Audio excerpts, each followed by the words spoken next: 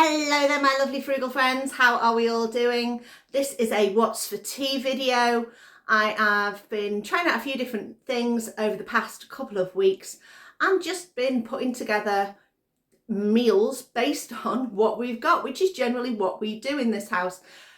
We are using up what is in our cupboards, mostly what is in our fridge, and then backing it up with what's in our cupboards because the fresh stuff goes off first, so that's what we focus on. I'm Samantha, this is the channel Trying to Get By, and that's what we're doing. We're trying to get by with what we've got. Have a look at the 3 meals that I have cooked for you this time. So I have this cabbage. This cabbage I got from I think it was Olio, Too Good To Go, Olio. And I got 2 of them. I've used one of them up and I forgot about this one. It was at the bottom back of the drawer in the fridge. It's lost a couple of leaves, but let me have a look underneath. You can see these are looking a bit. Now, some people would just look at that and go, no, it needs throwing out. No, 2 leaves need throwing out. The rest of it is absolutely fine. And I'm not going to waste it. Now, I've looked up a recipe. Well, I was looking online. You know me, I go on Pinterest. It's my favourite place to look. And I just typed in cabbage recipes. And it came up this one that's called a Scottish recipe. That's called Rumbledy Thumps.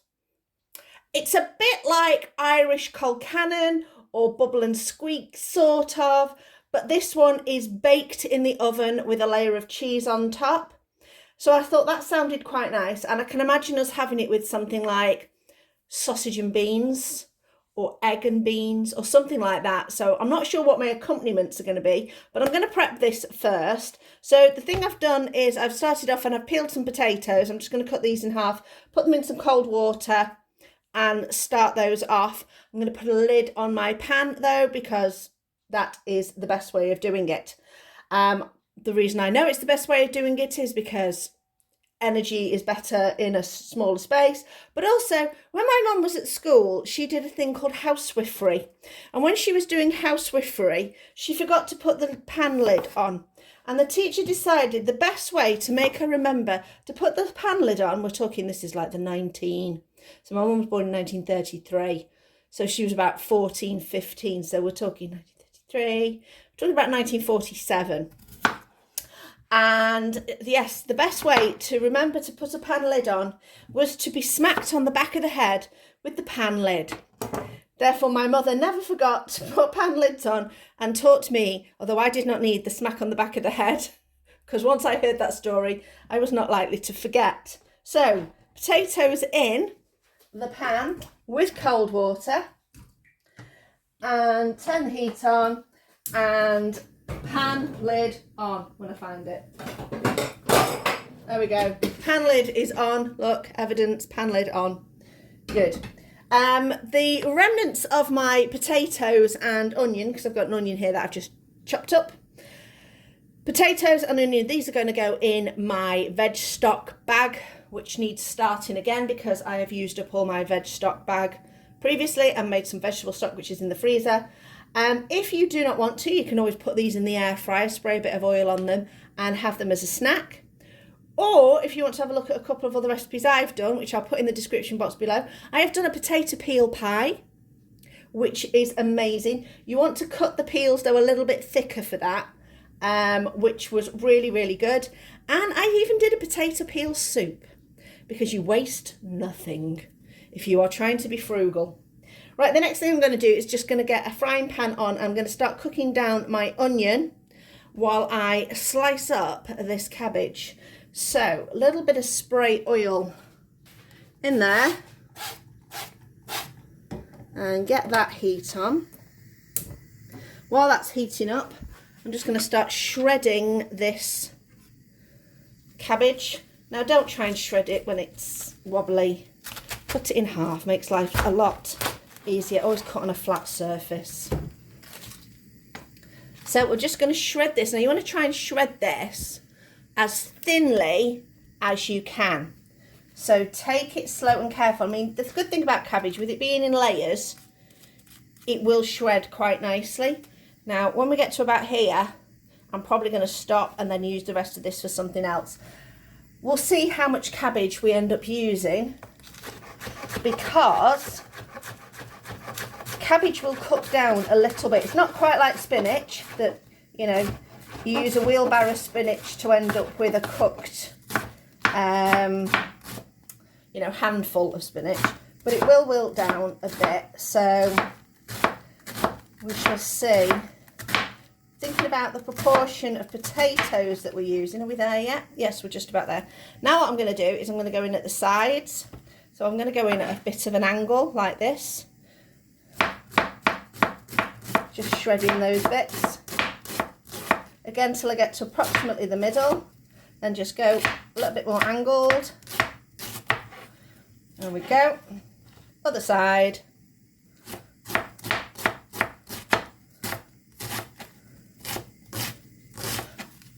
And then top, start at an angle again, just gives you a better shred. And now all I'm left with is that core. Now some people don't like putting cabbage in their stock pot because it can be quite an overwhelming flavour. I'm not too fussed. So that's going to go in there as well. And I think, to be honest, that's going to be enough. So I'll save the other half of the cabbage for something else. Right, next thing into the frying pan is going to go the onion. There we go. I'm just going to cook that off, as this is only on a low heat, so it's going to take a little bit longer. So we'll cook that off, just sweating it off until it becomes a little bit, I'll just put this on, there we go, light above, till it's translucent, and then we're going to put in our cabbage and wilt that down. If you want to cook these onions a little bit further along, you can do, but then what you need to do is take them out of the pan and cook your cabbage separately. I'm too lazy, so I've not quite cooked them as far as I would normally if I was cooking, you know, to cook onions. So I'm going to go in now with my shredded cabbage. There we go, nearly all of it. There we go, all that shredded cabbage. We're going to get a bit of heat into this. Get that going. This is going to take a good few minutes. Now, one way that I do like to, because I'm impatient. Oh, excuse me, I'm just getting a lid out of the drawer. So I've got a lid that doesn't quite fit this frying pan, but it does the job. So what I'm going to do is I'm just going to push this cabbage into the middle a little bit. There we go. I'm going to squirt it with a whole load of water, which is going to generate steam. And then I'm just going to put that on top. That's just going to help trap some of the steam, so the cabbage will cook a little bit quicker. It's just my way of doing it. You could do the cabbage in, if I'm doing bigger amounts of cabbage, I have done it in the wok and then use my frying pan as a lid on top of the wok, which has also cooked down the cabbage a bit quicker. But this just helps with the whole process. So I'm going to leave this for about 4 or 5 minutes, keeping an eye on it, adding a little bit of extra water if I need to, until this has softened quite a bit. I'm still waiting for the potatoes to get to the boil. They're on their way. They won't take too long now. I can start to see little bubbles in there. Right, if you can hear a little noise in the background, I do have the washing machine on. I've turned the dishwasher off. I'm trying to get a few things done. Dishwasher I can turn on and off, so it's not too bad. Anyway, back to this. So potatoes are done, nicely softened. Stick a knife in, absolutely fine. Cabbage, you can see how much that has shrunk down. Take the lid off that.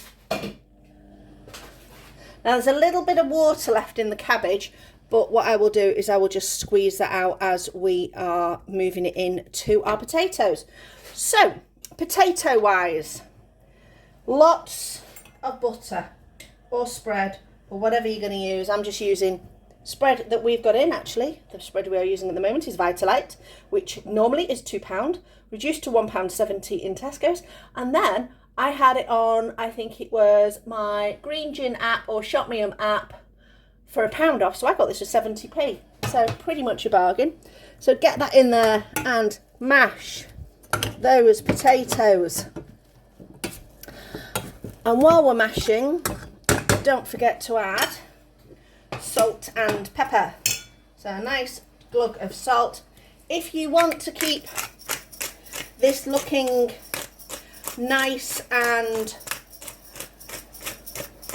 white potatoes, use white pepper if you've got it. I'm going in with a load of black pepper because I like the slightly more aggressiveness of black pepper. So I'm just going to carry on mashing this until we have a nice smooth mash. Okay, arm workout done for the day. Potatoes done. Going in now with our cabbage. Now it's going to be hot, so I'm just going to pick it up and just give it a bit of a drain. Pop that in. If it does add a little bit of extra moisture, it's not too bad. There we go. So just give it a bit of a squeeze and a drop. Now this cabbage has gone quite pale. I can imagine Savoy cabbage would look really pretty with this, but you probably have to cook it for a little bit longer. If I drag it up the other side, drain my water that way. So show you a little bit more. Drain the water that way. Everything else up that way. There we go. That'll do. So over there, all we need to do now is mix this in. I'm just going to use a fork to mix it. I think that'll be the easiest way. This looks really good. Before I do anything else, I am going to give this a little taste to make sure we have got plenty of seasoning in there. Potatoes. Now I know people will be looking at how much salt's going in things, and you might be doing it for health, which is great, but flavour wise, potatoes can take a lot of salt. So let's have a little taste. Oh, this is going to be nuclear hot.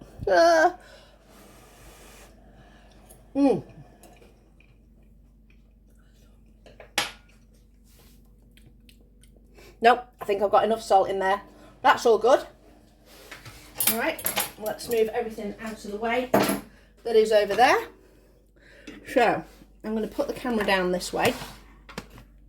Here is our container that we're going to go in with. Here is some vegan cheese that I've done. I'm using vegan cheese because it's lactose free for Chris and I just prefer it. So scrape into this bowl. This bowl, which I think is a perfect size for this. I wasn't sure measurement wise what was going on. So for the 5 potatoes, this is a perfect bowl. This is a 20 centimetre dish. I think I'm going to get that fork back because I know when I do potatoes in like a cottage pie or something like that, I like to have crispy bits, and you don't get crispy bits unless you do like little peaks and ridges. So there we go. This is going to have the cheese on top. Now vegan cheese doesn't melt in the same way as normal cheese, which is a bit disappointing. I think they're working on it. It's a lot better cheese than it was, I'd say even 6 months ago. There's been improvements with a lot of these cheeses. That, when I am ready to serve for tea, is going to go in the air fryer, because this container fits in the air fryer until it is nice and warm. I'm going to keep an eye on it. We're going to think about temperatures, because air fryer temperatures can be a bit temperamental. I have been almost working on a 20-20 rule, so 20% less time and 20 degrees lower is what I've been looking at. But I'm finding this particular air fryer I've got, you need to go a little bit more, so I'm going to keep the time the same but the temperature lower. So I'm probably going to put this in because this is going to be cooler by the time I put it in, because tea's not for a little while yet and I just wanted to get ahead of myself. I'm probably going to go in at 160 for about 20 minutes and see where I'm up to. So we'll have a look at this later. Chris is going to be home from work soon. This is pretty, it's not cold, but it's not hot. So I'm going to pop this in the air fryer now. So there we go. Into the air fryer. Love this new air fryer, the fact that I can fit that in. Here we go. And I'm going to pop it on. So I'm just going to go air fryer, take the preheat off, take the turn reminder off. I'm not a big fan of those. And temp and time. So temperature, I'm going to take this down to about 170. For 20 minutes, I think that should be okay. And then we're going to see where it's up to. So start that. That'll be going. These are some sausages. We have got, where's my air fryer? Oh, I wasn't looking for my air fryer, I was looking for my spray oil. These are in the frying pan. The frying pan's not on. I'm just going to turn this on a low heat just to start those off. These are some vegetarian sausages. Get those going. I am going to get some baked beans. These are my homemade, what I call enhanced beans. I will put a link to the description in the description. I will put a link to the recipe in the description box. I've got a video where I have made enhanced beans in the past. They were using baked beans, but these were using my homemade beans. But it's a similar sort of recipe. So I will get those out shortly, and then we'll see where we're up to in about, oh, air fryer says 19 minutes. So I've got my sausages going. I've thrown a couple of eggs in there as well. I'm just going to move these to the side, and because I don't like using more than one pan if I can help it. I'm going to put some beans in here. So there's my beans. They're quite what I want to say, tight mixture. So I'm just going to a little bit of water in there. Basically what that means is there's not a lot of loose tomato sauce to do with them. So I'm just going to pop those in there with a little bit of extra water just to loosen them down. There we go. So these are beans that have had, like, when I say enhancements, it's like maybe a bit of cayenne pepper, a bit of Henderson's relish, you know, just different seasonings in there just to make them a little bit more exciting than just normal beans. So pop those in there. The sausages are pretty much done. The eggs are not far off being done. And I'm just going to warm up the beans. And I've put the rumbity thumps on for another 5 minutes at 160 just to make sure they're nice and hot when we come to serve them up. All these sidey bits are done, so the beans are nicely warmed up, the sausages are cooked, the eggs are just nicely warmed through. I am just getting the rumbity tump out of the air fryer, and it looks, you can see that, can't you? How good does that look? That looks really, really tasty. So we're going to dish that up now. So on a plate, we are going to have a couple of sausages. We are going to have some beans. We are going to have an egg. Why am I trying to pick up an egg using a spoon? That's really not very sensible. We're going to have an egg. I left some of the white behind. These are not very fried eggs because I didn't put the heat up too high. And then the main part, the rumbity tumps. Oh, this looks so good. Crispy top. How's that? Is that the shot? That's got to be the money shot. There we go. I will just carefully, move that to the side. Pull this in for a taste test. We tried it before. We know it tasted good when we did the mixture, but we're just going to have a little crispy taste using the crispy cheesy top. Let's see.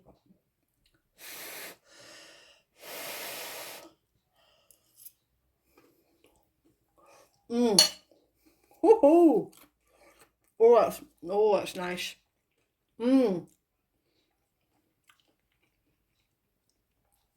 Why is it the simplest things taste the best.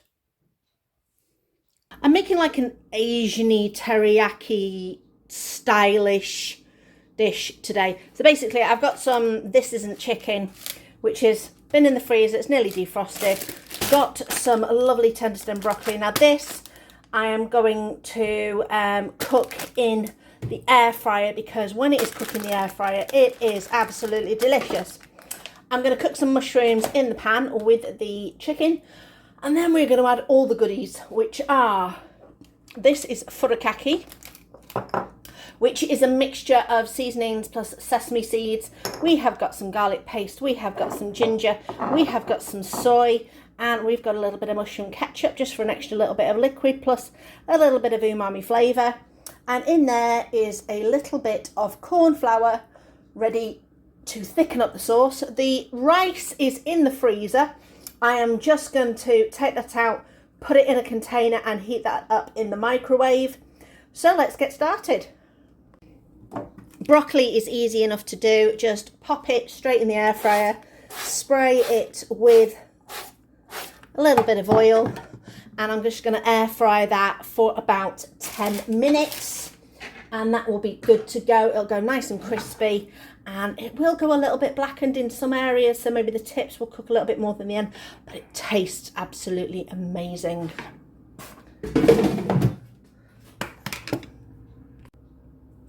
There we go, air fry function. I've turned the preheat off, I've turned the turn reminder off, and I'm literally just going to start 180 for 10 minutes. We'll see where it's up to. Then in the meantime, I'm just going to chop some mushrooms.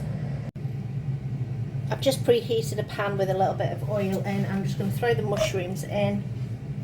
There we go. These are going to take about 5 minutes. Make sure you spread them about. So I'm going to cook these for about 5 minutes before I pop in my fake chicken. Now obviously if you're using real chicken, you're going to want to cook your chicken a lot longer, because you want to make sure it's cooked all the way through. This product is just a case of reheating, not cooking as such. So it doesn't necessarily need to get to a high internal temperature in the same way that chicken would to make sure it's cooked all the way through. So if you're, like I say, using chicken, cook your mushrooms, take your mushrooms out, put your chicken in and make sure they are nicely cooked. Your chicken pieces are cooked nicely all the way through before we start adding everything back in. Right, these have been going a few minutes, so I'm going to pop in our fake chicken and get myself a spatula just to move it around a little bit. Give everything time to heat through while the mushrooms are still cooking and the chicken is fully defrosting and cooking out. Just give it a shake every couple of minutes to make sure that everything is moving, and also you're not going to end up with too much burnt bits or cooked bits on one side. Right, now it's time to add all the flavour. So we're going to put in some garlic paste. So I've only got a little bit of this left. I think what I'm going to do is put my soy sauce in there, give that a little shake, pop the lid on. There we go. And that's going to get out most of my garlic with some extra flavour from the soy. A little bit of ginger. So we'll get that out. There we go. About a teaspoon of ginger. More soy, because that's the main body of the flavour. Some of my mushroom ketchup, if I can get the lid off. I'm struggling today.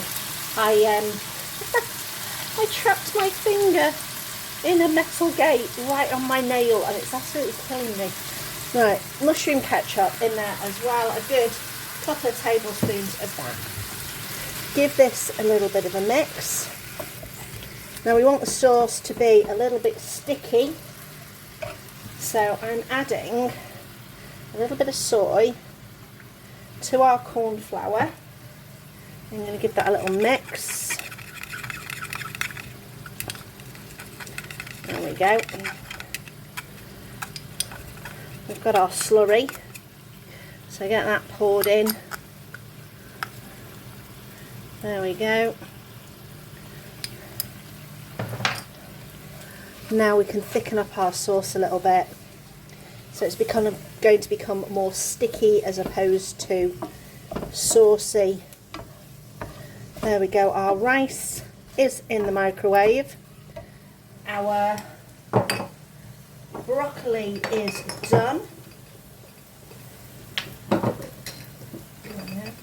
Just realised I'm putting the wrong lids on the wrong thing. Broccoli is done in the air fryer. I'm just going to sprinkle a little bit of this furikake seasoning on here. So that's, like I say, it's mostly sesame seeds and a few other little flavours. I got it from Tesco's, so you should be able to find it at a supermarket. Give that a bit of a shake. That's ready to go. So it's just a case of plating up now. There we go. Tonight's tea all nicely cooked. I'm going to have a taste. I'm going to get some rice, some of the chicken not chicken, all steamy hot. And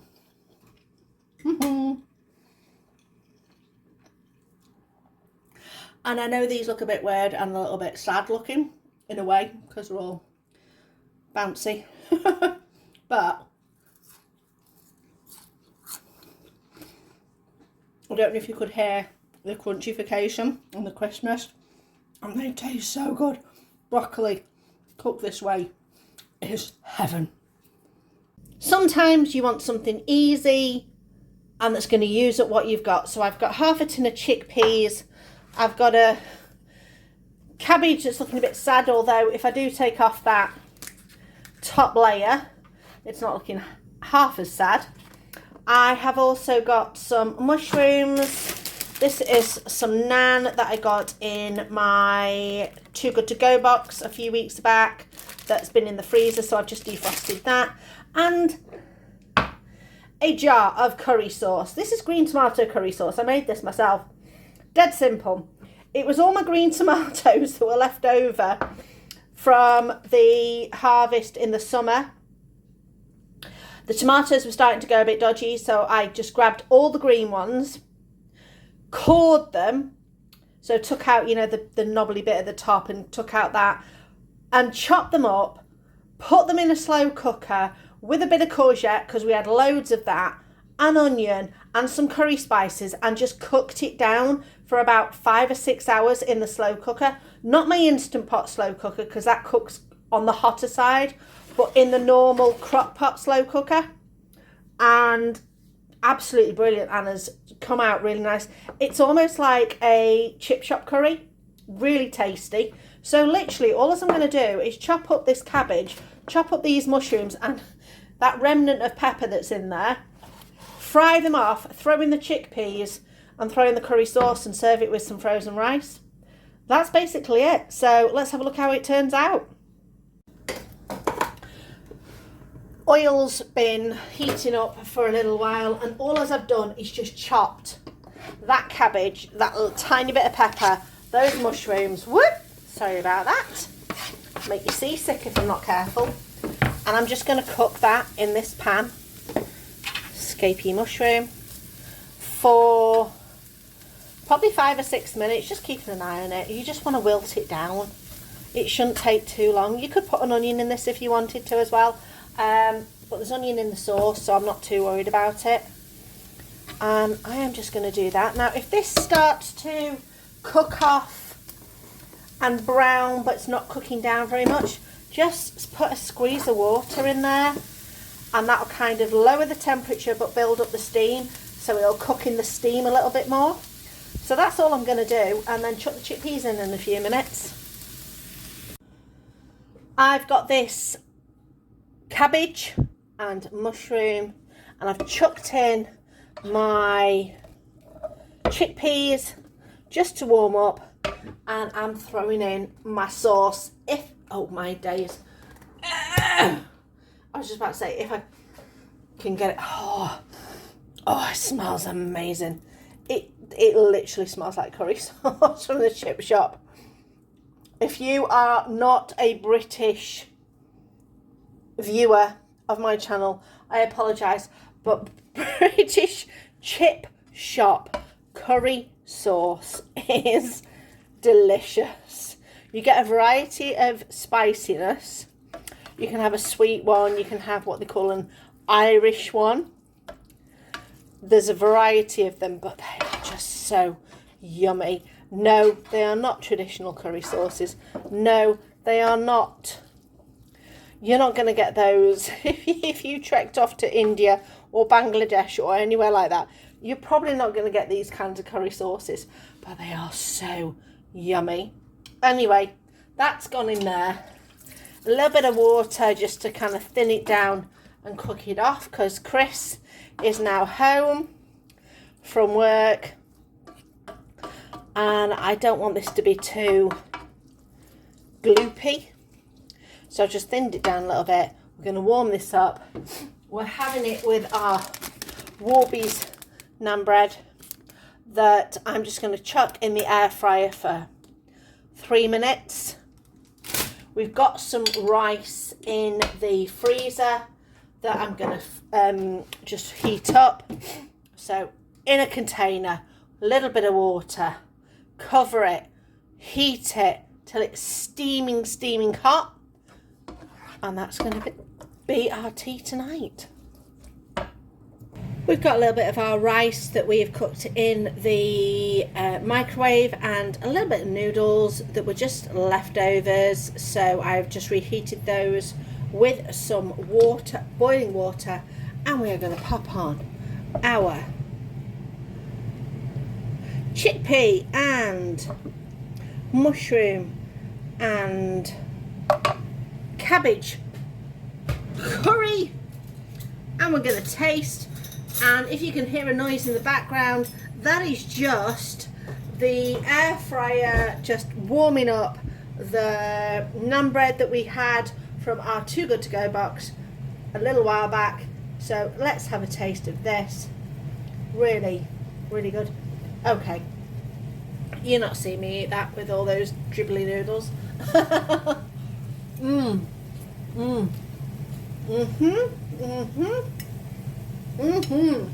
Oh yeah. This is why it is so good to have pre-made sauces in your cupboard. Now, if you buy them or if you make them yourself, we made this one ourselves. It is so handy, so good, really tasty. So how were they?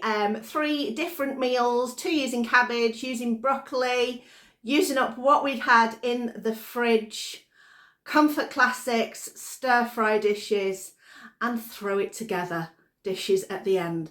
Throw it together curry is so easy to do. I do have jarred products in my cupboard. Most of them are things that I've already made, but you can find jarred curry sauces and jarred pasta sauces and things like that pretty cheap from Lidl. If I was going to buy a jarred sauce, that's probably where I'd go and get it from. I'm not too fussed about name brands, so that is where I would go. But we do make our own, and I've canned them, so that is what I use instead, and it tasted pretty darn good. And it used up all those tomatoes that I had at the end of this growing season, because my tomato plants were looking a bit not great.